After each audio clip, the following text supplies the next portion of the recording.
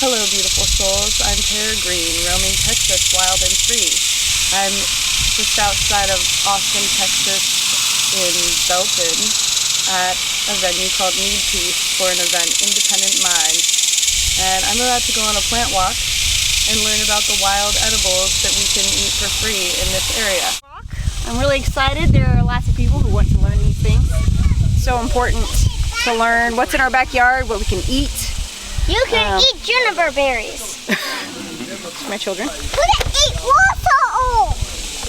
They know lots of things. They're going to be helping me on letting everyone know what is edible and delicious. They have a few favorites. So there are a few rules, foraging rules, that I always like to go over before I take y'all on the walk.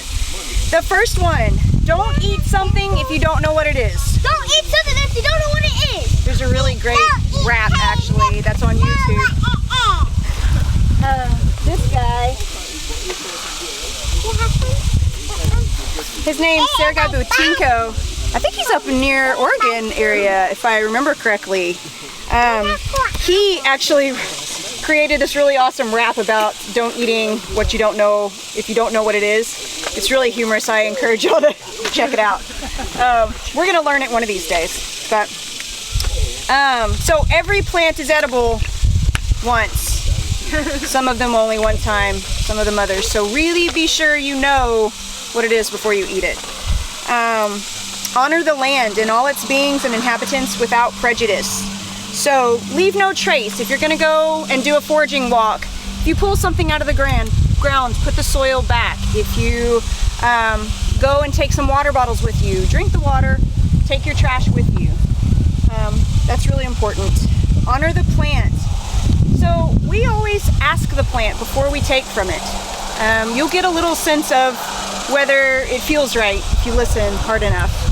And so once you get an answer, try to honor that answer. Then say thank you. If they say, yes, take some. Thank the plant. It gives so much more medicine if you're using it for medicine or if you're using it for nutrition when you're appreciative of the food and the medicine. Give back if you can. So a lot of times if I'm foraging one thing and I see some seed heads that have popped up, I'll grab some of the seed heads and I'll disperse the seeds for the plant. Something like that. Now if it's an invasive, you know, maybe think about that aspect first, but it's good to give back. Only harvest what you need, no more than 25%. So if there's 4 flowers, if you're harvesting flowers, like elderberry flowers, take 1 for every 4 and leave for the wildlife, leave for the bees, the pollinators. They need that, especially now. Protected and endangered species are off limits, and you can learn, as you come to learn what the plants are, you'll learn how available or not that they are. Has anyone ever gone to Foraging Texas website, Merriweather's website?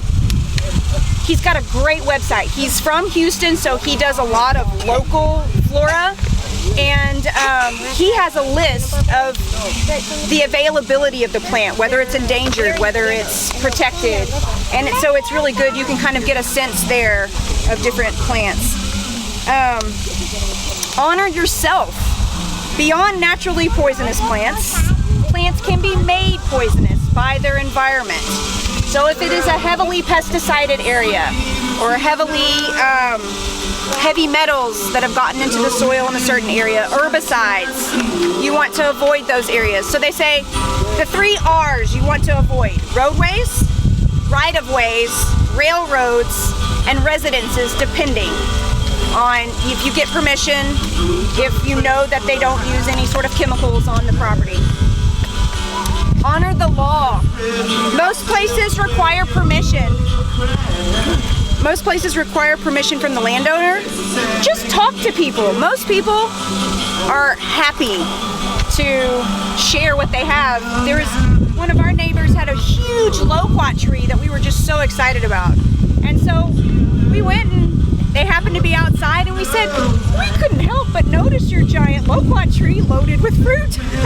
Could we possibly share some? And they were happy to. They were even going to dig up some of the baby trees and send them with us.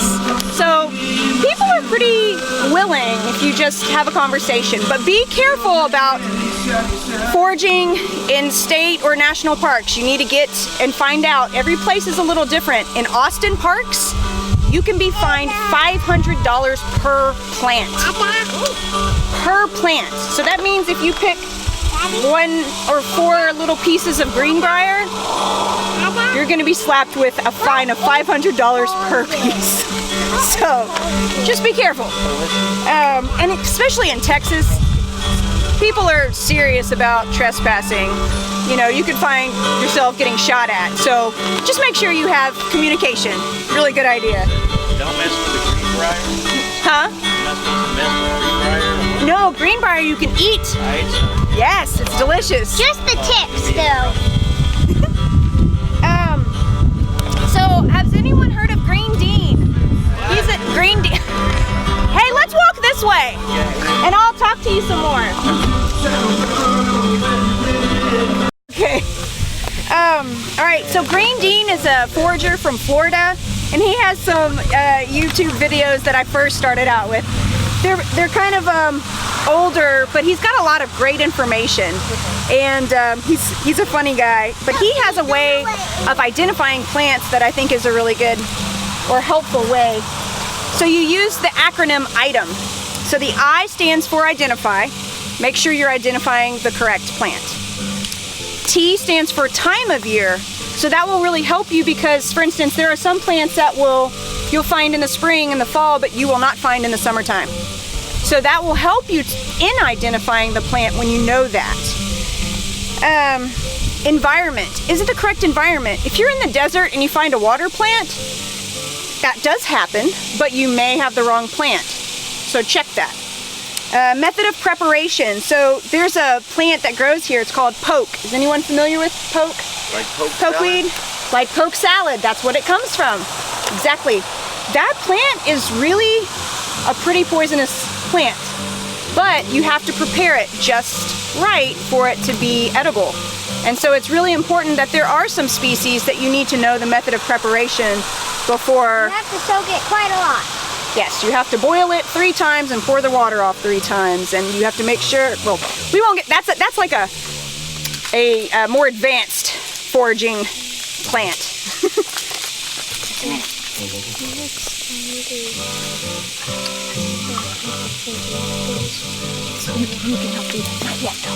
Okay, use all of your senses when you're identifying a plant. For instance,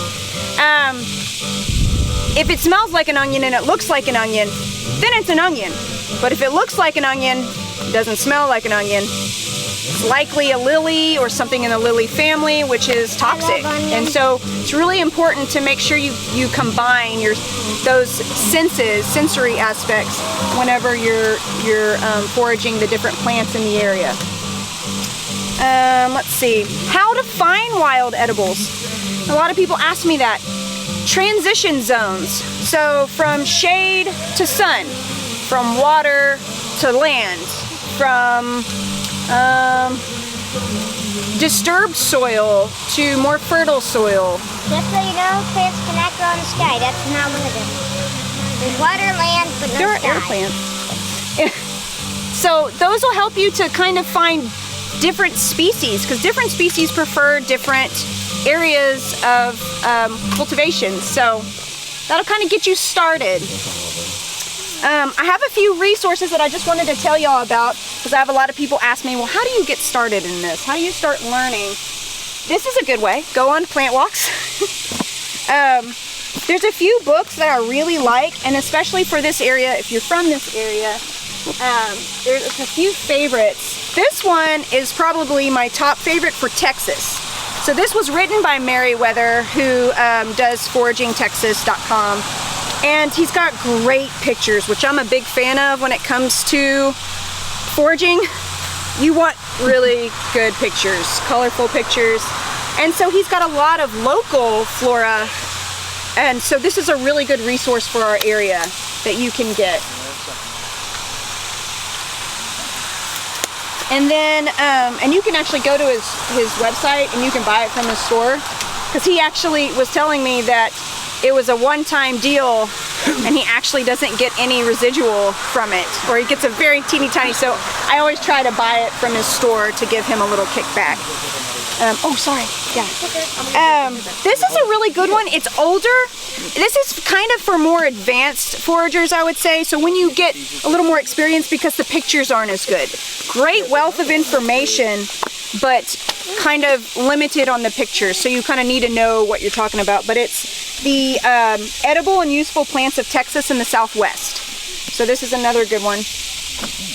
And then I talked about Sergei Butinko earlier. So he's actually not local. He's from Oregon area, but he's got a great beginner foraging book. And a lot of the herbs and the plants that he goes over are from, you can find them everywhere. They cross states. They may look a wee bit different, but they're pretty similar. Can you put that down? This is another favorite book of mine. The Herbal Medic by Sam Kaufman. He is a forager, herbalist from the San Antonio area, and he's absolutely incredible. If you ever get a chance to go on a walk with him too, he is a walking encyclopedia. He knows so much. He used to be a Green Beret, and he was out in the field, and so he learned so much medicine that he had to just on the fly to help people. And so this is a wonderful, wonderful book for learning how to take care of yourself in the wild, basically. So quite a few plants that I can talk about right here. The first, I'll draw your attention down, and this is called pony's foot. This is called pony's foot, and it is an edible. Not my children's always favorite, but it's great to throw in salads, you know, and if you're in a pinch, this will give you some good sustenance at least. So this is an edible pony's foot. You're welcome to try it. It's a little tougher than some of them, and you kind of want the younger variety. They seem to be a little less tough. This Looks this one right here? Yeah. Oh, that's funny. This one? Oh, yeah. It's a little tough, but it is edible. Yeah. This? Good. Mama, Yep. Mama. No, it's not. Mama, I have not seen miner's lettuce. Have you seen it here, Tracy? I think We have it in Oregon. it's cooler climate. It likes cooler climate. When you held it up. It does. It does, but it has the little, I love the little stalk with the little flower that they're so pretty. They're so sweet. I found them in North Georgia when we were there, but I haven't checked back down this way. Mama. Careful with your foot, Mama. baby. Yes. Okay, This is pony's foot. Yeah, that's it. Okay, so we have a couple of varieties of grape here, and this is one of the ones you will find everywhere. This is called Mustang grape, and you know it's different because it has woolly underwear. If you look on the backside, it's furry, and so that will tell you that it's Mustang grape. And you don't want to eat these grapes straight off the vine. They are really strong in tannins, so you want to process them in some way before you eat them. But they make delicious wine, jelly. We were trying to make wine, but we let it go too long, and it turned into vinegar, but it was the most delicious vinegar we've ever, my mom would just drink it by itself. It was that good. So it has a really floral, fruity notes. Oh, it's just wonderful. So this is Mustang grape. And then I will show you, I saw some muscadine grapes back there. Did you see some up here? No, but I was looking at the big thing behind. Is you want to tell them about the water? Yeah, so this is a great survival plant too, because if you're in need of water, grapevines hold a great amount of water in their vines. And so you can find a large grapevine. So there's a lot of really mature grapevines in here. You can hack it up higher and get water out of the vine. And it just leaks water. So you're able to get, and it's actually quite nutritious because it's been passing through the plant. So it has some nutritive value as well. Let's see. These are more Mustang grapes. There's something else I wanted to show y'all over here. Oh, let me just go ahead and show you this plant. So is everybody familiar with dewberry? Are dewberries here? So this is a very common edible. It puts on fruit typically late spring. And they're absolutely delicious little blackberries. It's our variety of blackberries here in Texas. And it's funny because when it puts on fruit, you know, because all of the animals in the area's scat is full of the seeds. And so that's when you know, okay, I must go find dewberries. The leaves are also medicinal. They can help with nausea, and they can also really help with just the way red raspberry leaf would be used to help women and their reproductive systems. This leaf can be used in the same way. Any questions so far? Yes. Native. Pecan tree. My favorite. So these put out delicious, wonderful nuts. Pecan trees are wild here? Yes, they're native. They're not native where y'all They're are? not, I don't think so. Wow. See, I take it for granted because I'm like, I think I would we have pecans everywhere, which is lovely. It's a great source. We have other nuts like chestnuts and hazelnuts. The chestnuts we have to prepare by soaking and draining like multiple times to get the tannins out. But there's still there's a lot of nuts up See, there. we don't have those here. Yeah. That's so cool. Oh, I've got to come to Oregon. Oh yeah, you do. It's wonderful. We can trade nuts from Oregon to Texas. I want to show y'all this plant because it's so cool. And Tracy, this is my friend Tracy. She is a local forager. She and I love to go forage things together. And Roxanne, we all like to go forage. And she taught me this plant. We had it on our property and I didn't know what it was. And I was like, Tracy, what is this plant? She's like, I think that's frostweed. And so then I did some research. You can't eat it, but it's totally worth learning. Make sure I'm not stepping on anybody. So you can tell the plant by, it's got these wings on its stem. It has like little wings, that's what I call them, little wings. And that's kind of what tells you that it's a frostweed. And this plant is so incredible. You want to find them before the first frost of the year. And then, when you know there's going to be a freeze, the very next morning, go out early, and go find this plant. And at the base of the stem, you'll find these beautiful ice sculptures because the stem is full of water and it bursts. But the way it bursts and freezes, it creates these beautiful ribbons of ice. It is absolutely stunning. If I had some pictures with me, I would show you, but frostweed is just such a cool plant. Okay, let me walk this way. Version. This is a non-edible plant. This is actually toxic. Some people call this doveweed. And I just want you to know it and see that it is not edible. It will make you sick. This is doveweed. What is it, doveweed? Doveweed. Or there's other names too. Let me think. I'm trying to think of the other names. It'll come to me. But that's what I call it, or I've seen it called. I want to teach you smilax, but I want to go where there's a whole bunch, and I think there's a whole bunch over here. So we'll go back over this direction. Here's a lot more of the grapevines. Oh, wait, is this? Nope, that's Mustang. Let's see.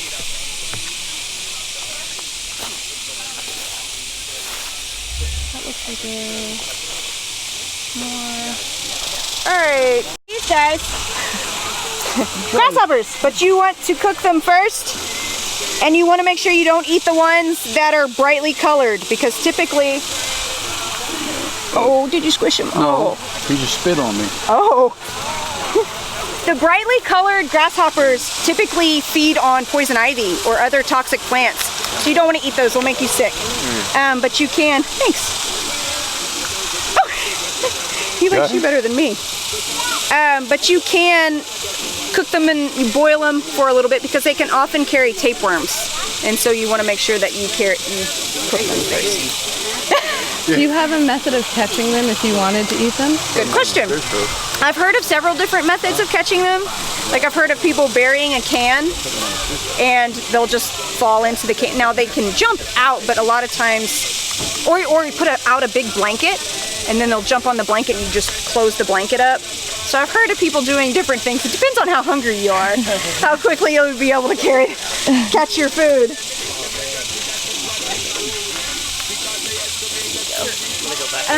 Okay, so there's lots of dewberries you can see in here. Oh, this is a picture of the frostweed. Oh, nice. It's a native variety of wheat that you can technically eat. You gotta go through some work to do it, but this is an edible. Here's some poison ivy. Yeah, there you go. Now it can look in different ways, but leaves of 3 come up to a poison ivy that has grown into a tree. And there are people that went up to it and grabbed it and rubbed it and sniffed it, and I'm going. And my TA didn't say a word. She's like, you should have learned that. So that's on you. So I'm guessing they probably learned after that. But poison ivy. And if I see it in a taller form, I'll show it to you. This is a, let me see. Oh wait, I saw a hackberry. I want to show you hackberry. You can kind of see it. A lot of people call this a trash tree, and I feel sad about that because there's no such thing as a trash tree. Hackberry, it'll produce these little hard red berries in the fall. And a lot of people will call them sugarberry, and there's debate whether that's a different species or not, like subspecies. But the Native Americans would take the hard red fruit and they would crush it and put it into their pemmican. And it's full of protein, actually. And so it would add to their pemmican bars that much more nutrition. And so this is a great addition for that in the fall. Oh, is that a wasp nest? I think so. Looks dead though. Let's see, there was something else I saw over here that I wanted to say. This is called frog's fruit. I have no idea why they call it this. Because it doesn't really look like a frog, or, well, maybe a frog's fruit, I don't know. In any case, this is the plant, and this is a medicinal plant. You can actually make a tea out of the leaves, and it helps with fevers, helps some with respiratory, and so it's kind of a useful little plant for that. And see, as we've gotten near water, so we're hitting a transition zone, so you didn't see it over there. Oops. And now we're starting to see it, so you can kind of see how it changes.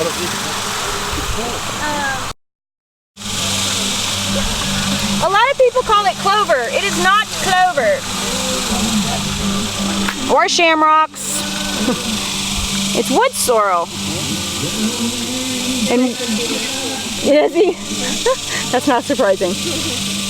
Wood sorrel is absolutely delicious. It tastes like a burst of lemon in your mouth. So if y'all want to try this, there's a few different little plants.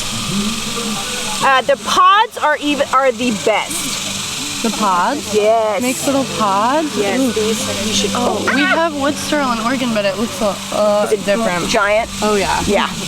So they're like little tiny baby okras, but they're a burst of lemon. You want to try it? Yeah, the pod. Oh my god. They're so good. Oh my god. The pod is delicious.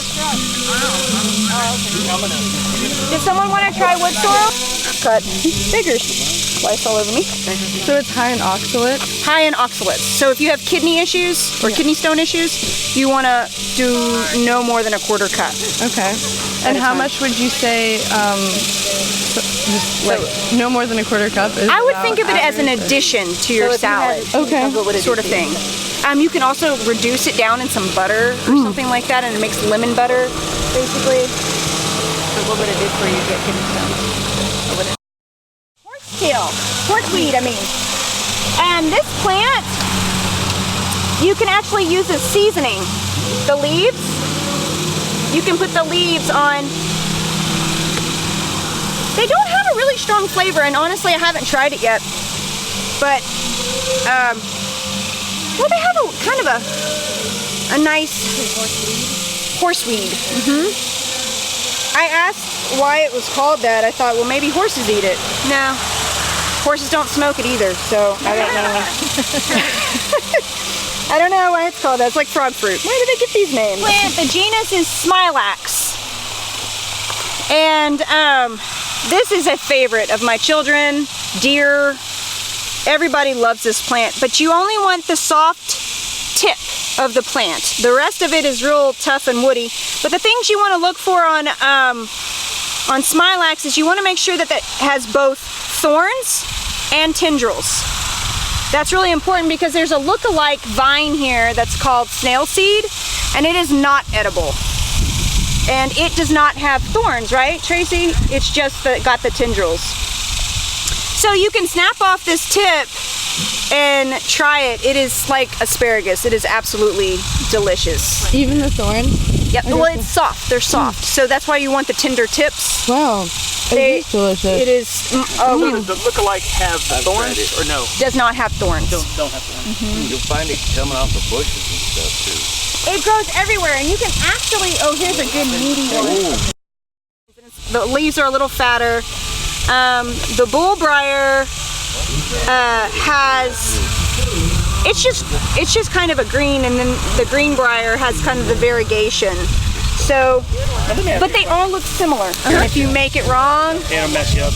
you could die. I heard things about that, and I was like, ah. Yeah, no, this is what I call hedge parsley, and you can use it like parsley, but you just got to make sure It's the right thing. it's the right plant because there are consequences. This plant you can't, you can make a tea out of, but you have to be careful. But I want y'all to smell it. Or actually, no, this is pellitory. Okay, no. The other stuff was over there. So if y'all taste this, it's so crazy. I'm trying to see. Oh, you can. Take a leaf and tell me what it tastes like. Or what it reminds you of. This is a good edible. This is called Pennsylvania pellitory.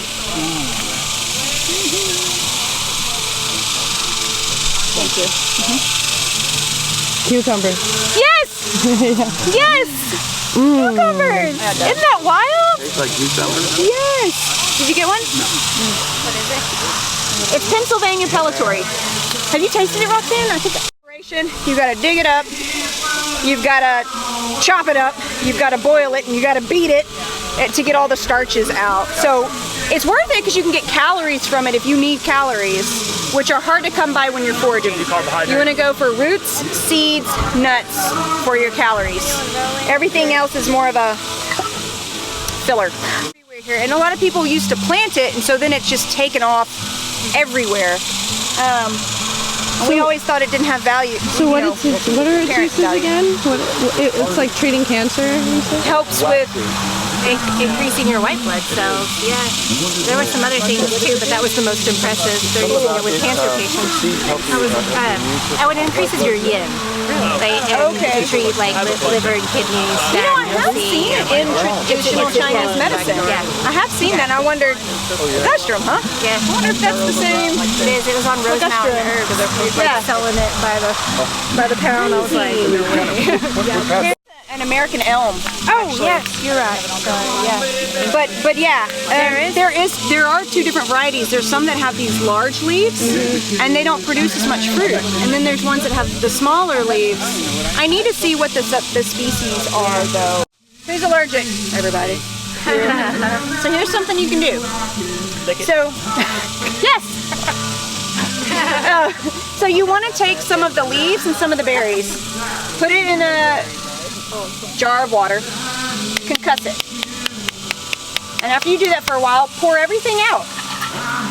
Then pour it, don't dry it out, leave the residual in it, fill it up with water and sip on it. And it's like a homeopathic version that will help you with what you're experiencing with the tree. Because, yeah, a lot of people unfortunately are allergic to this. Do you have to do that before the allergy season comes? I would. Yeah. I think that would be, especially if you're really susceptible to try to build up your immunity to it. Yeah. But this tree, I actually kind of love this tree. A lot of people, this is another tree that a lot of people in Texas want to get rid of. But I really appreciate it. It has good medicine in the leaves. You can actually use it. It can help with congestion. And then the berries are delicious, and they're used to make gin. And then Tracy figured out, it was brilliant, you dry the berries and you can put them in a pepper grinder and grind them over your food. Well, but it has that juniper, piney, Christmassy flavor, and it is so good on fish and roasted vegetables. Now, if you're allergic to the pollen, would you be allergic to that, do you think? Test it. Because you may not be. Yeah. Or it may help. Yeah, there you go. Yeah. Yeah, be easy. And that goes for any foraging food. Go easy. Yeah. Taste it. See how you feel. Because there may be something that you're sensitive to. Sadly, I am sensitive to prickly pear tunas. The red pigment in them, I love them. They taste delicious. But the red pigment in them and beets, it's like speed for me. And it affects me. But I found that out because we harvested some prickly pear tunas and we juiced them, and then we put them in a smoothie, and then I had that happen. I'm like, oh, I don't think I can have this. So we'll talk about cactus. I know I saw some cactus earlier, but I have to find it. It's got some wonderful gifts to offer. Farmers use it for fence posts. Makes great fence posts as well. Yeah. And rodents don't like it if you chop it up. Like if you termites don't like it either. A lot of bugs don't like cedar.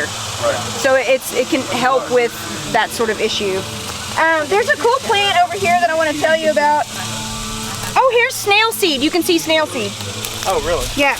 That plant I was talking about that kind of looks like Greenbrier. So it does look similar, but do you notice there's no thorns? See, that's what you were pointing at earlier, and that's what you noticed. And you know, it's got kind of fuzzy leaves too.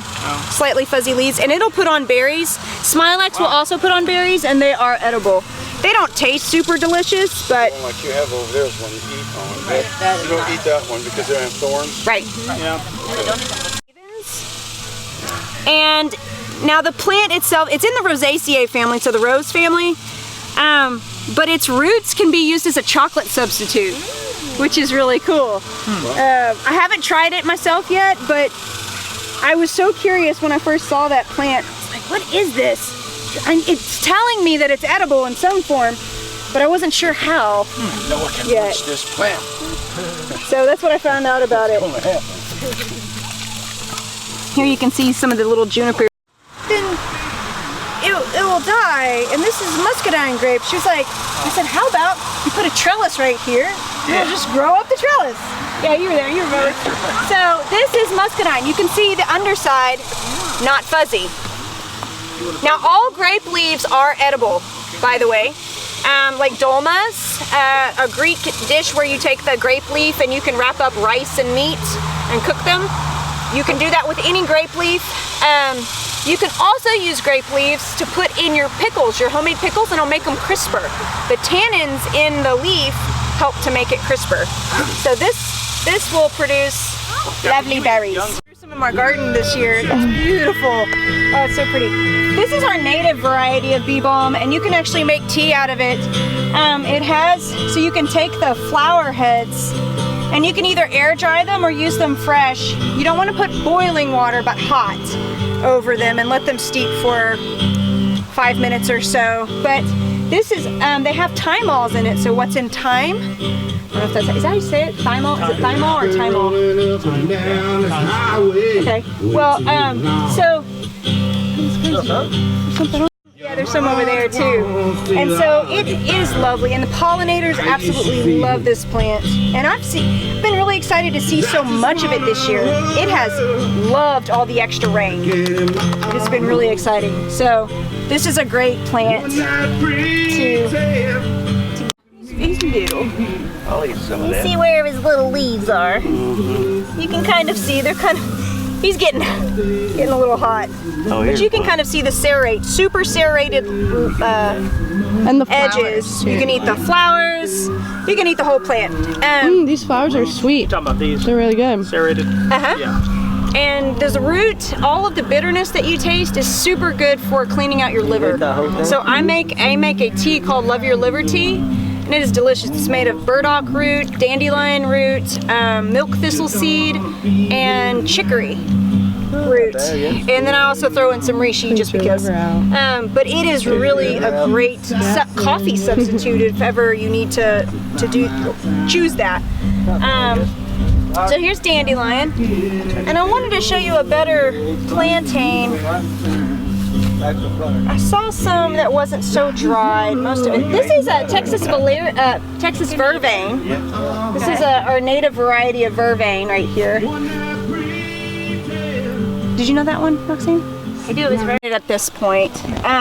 But if you can catch it before, you know it's a wild lettuce because it has a mohawk on the underside of it. Has these little hairs that stick up. And it is one of those that produces a white milky sap. And most white milky saps you want to stay away from. This is not one of them unless you are sensitive to latex. Is anyone sensitive to latex? You wouldn't want to eat this plant. And then dandelion also has a white sap, but it's okay for most people. So this is a wonderful nervous system calmative. When you can ingest it. Not as dried state, but really you want to harvest it in the dry state. So this is rabbit tobacco, and the Native Americans used to smoke this for respiratory issues. And you want it to be dry when you get it. It goes through some chemical change when it dries on the plant. I want it. Yeah. Well, and you can also mullein. Mullein is another one. Do you know mullein? I'm trying to remember if I saw mullein here. You look for these stalks, these flower stalks. This tells you that it's a plantain. I don't think there's any other plant that looks like plantain, and there's lots of different varieties of plantain. So this plant has incredible drawing abilities.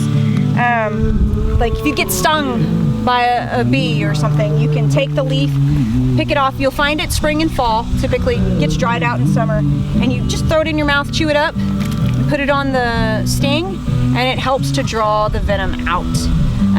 My husband got horrible road rash. There's a little girl and her paper crown flew off her head, and he ran after it and jumped over this cement pylon and just ate it. And he had horrible, horrible road rash.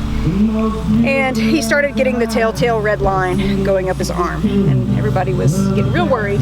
And so we took plantain, and we made a poultice out of it, and we changed it out very frequently, and then alternated it with potato, because potato also is very drawing, and it completely reversed the blood poisoning. And plantain has been known to do that. So Plantain's incredible. Versions of plantain, or are they all? Not that I can think of. It's pretty. So if you see it like you said, like up like that, then It's a plantain. And even if it looks a little different, like the ones up north, they have big, beautiful broadleaf plantain, and you can eat that and throw it in your soups, and it is so nutritious, helps with stomach issues. This is like dandelion, how dandelion grows everywhere. This is an herb that wants to help people, and so it grows everywhere, and it's just incredible. Did you already talk about? It's actually not a verbena, it's a vervain, and it's wonderful for children. To make a medicine out for children to help just soothe them, you know, if you have a sensitive nervous system, it's really good to use. Can you eat the flowers off of that? I think so. I remember as a kid always picking them and eating the white piece off the inside. You can still smell it though, even though it's drying. This is the false pennyroyal. Rub your fingers on that and smell. Is this the same one? Oh my gosh. Does that not smell incredible? I remember this one. It's so. Oh. Which one is this? This is false pennyroyal. It's in the mint family. It's got square stems. Anything with a square stem is in the mint family. You can tell mints by how they grow a lot. Yes. Yes, they do have certain characteristics. So the stalk is dry, but the leaves have kind of come back. Or is that? Hang on. Let me make sure that that's. You know what, Roxanne? That's a different plant. I know. It was right next to it. It sounds like you got it though. That's hard to say. That's a telltale sign, and if I do this, well, normally you'll see the veins will poke out, and that's one way you can tell all plantains have that structure, that feature. Survival food. It is, and medicine. It is so wonderful for so many different reasons. You can eat the pads. Nopales is what they call them, and you can. It's basically like a glorified green bean. So the young pads, bless you, you can just slice up and put in a pan. But then the older ones, if you use the older ones, you need to peel them. But you also need to be careful of the glochids, the little spines. So even if they have big thorns, you got to worry about the little thorns. The little thorns are really what can mess you up. You either want to burn those off, or you want to take your knife and kind of dig those out a little bit. The tunas are also edible. The fruit, the prickly pears that they produce, I've seen them ripe at all times of the year. Have you too? Yeah. Fall in summer. It's kind of weird because I thought there was a particular season that they would all come ripe, but then lately it just keeps changing. So then you'll just find some randomly ripe ones and you're like, wait, I thought it's not the time. Can you read the the spineless, the ones that don't have the Spine? Check them because they probably still have teeny tiny little spines. But yeah, they're edible. They do. But they are edible, yeah. we have a bunch of them. I think almost all cacti That's what I thought. They were all are edible. Because he kept saying, I don't think they are. I'm like, I think they are. You can eat them. They can be used as medicine too. Like if you have an abscess, you take the pad because it has a really nice drawing ability as well. And you can like just heat it up on a rock and put it, you can drink, like if you're needing water, go to a cactus because they hold water. What else can cactus be used for? You can make vegan jerky out of it. I've heard of some people making vegan jerky. I haven't tried it yet, but I want to. Because they just soak up spices. Wow. And so I really want to try making some. You gave me all those pads. I'm going to try it. So Tracy was talking about making paper out of some of the older ones. We haven't tried that yet, but we did chop it up and use like the slimy Fiber. stuff. Yeah, for the natural plaster on the outside of the earthen house, the hobbit house. Yeah. So like we just chopped it with a machete and left it sitting in a bucket, and then took all that and used that to mix with the dirt to make it more resilient to the water. Cool. Wow. So people use Cactus. it for that too. Natural plasters. Yeah. So versatile. It's so cool. This little noseburn nettle, they call it noseburn nettle. They are actually a bacteriostat. So they halt and desist bacterial fungal action. And so you can take the galls and you can crush them and you can boil them in some water and you can make a wash. I actually want to do that because my kids' shoes smell bad because they don't wear socks. And they've got some funky shoes, and so I need to pour that and try to get rid of their funky. I'm gonna try it, see if it'll work. But baking soda might help. Oh, we've tried so many things. Oh boy. It's they're sweaty little critters. It's funky. But Meriwether was telling a story that he and his buddy went to go out and have a foraging time, and within the first 20 minutes, guy cut through his leg with an axe. Yeah. And so they happened to find moss, ball moss. So ball moss is also a bacterial stat. And so they packed the wound with ball moss, and then you can actually make, you can use the gall water as a wound wash. So I think they used both of those things to help, and just wrap tape around it until they could get to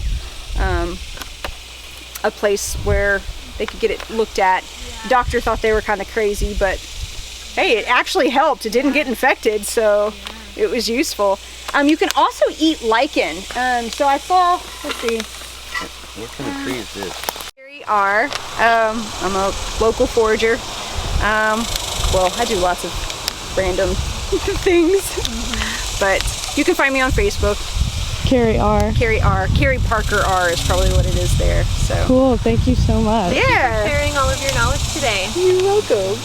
thank you for watching this plant walk. I hope you learned something about the edibles in the Texas area, and everywhere the plants are different, so it's good to get to know the plants wherever you are. Blessed be, stay wild and free.